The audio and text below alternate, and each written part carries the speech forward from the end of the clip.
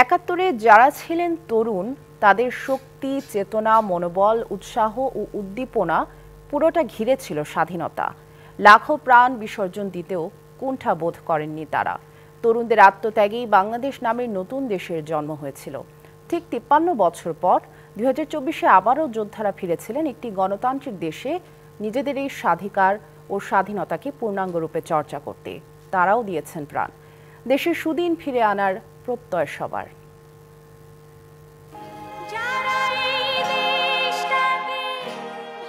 যারা এই দেশটাকে ভালোবেসে দিয়ে গেছে প্রাণ, বিজয়ের দিনে তাদের শ্রদ্ধা জানাতে এক বর্ণিল জনসমুদ্র মিশেছে স্মৃতিসৌধে।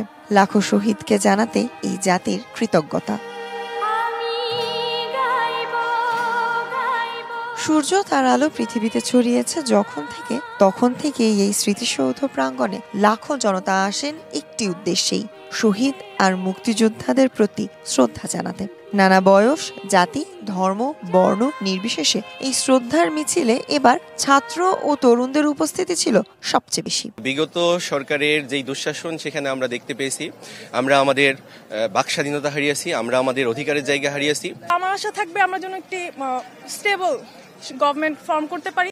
কেউ এসেছেন সন্তানকে বিজয়ের সাথে পরিচয় করিয়ে দিতে, তো কেউ এসেছেন গণ অভ্যুত্থান পরবর্তী দেশের লাল সবুজকে সম্মান জানাতে। বাচ্চাদের আমাদের দেশ সম্পর্কে জানার জন্যই নিয়ে এসেছি।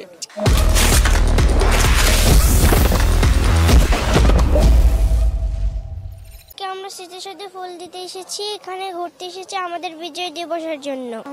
আমরা এখানে শহীদ দিবস পালন করছি এবং ঘুরতে আসছি। তরুণদের কণ্ঠে একই পংক্তি, চাই বৈষম্যহীন রাষ্ট্র। দেশ গড়ার প্রত্যয় নিয়ে এই স্বপ্নবাজরা জানালেন, নির্বাচন চাই, তবে প্রথমে দরকার সংস্কার।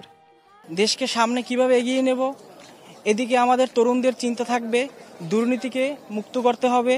আবার শহীদদের ত্যাগকে বিরাজনীতিকরণের দাবিও ছিল তরুণদের কণ্ঠে। গত বছরের তুলনায় এই বছরে অনেক লোক এখানে। আমরা চাইবো যে সামনের বিজয় দিবসে যাতে আমাদের সব সেক্টরগুলোতে স্টেবিলিটি আসে। ৭১-এর ইতিহাস যদি হয় বাংলাদেশের একটি স্বাধীন সার্বভৌম রাষ্ট্র হিসেবে জন্মের গল্প, তাহলে সেই গল্পকারদের বিজয় কেতন শরীরে জড়িয়ে দেশে গণতন্ত্র পুনঃপ্রতিষ্ঠার সংগ্রামী হলো ২৪-এর গণ অভ্যুত্থান।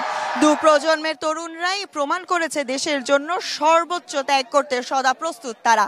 আর তাই তো ৫৪তম বিজয় দিবসে এসেও বাংলার তারুণ্যের জয় জয়কার সর্বত্র।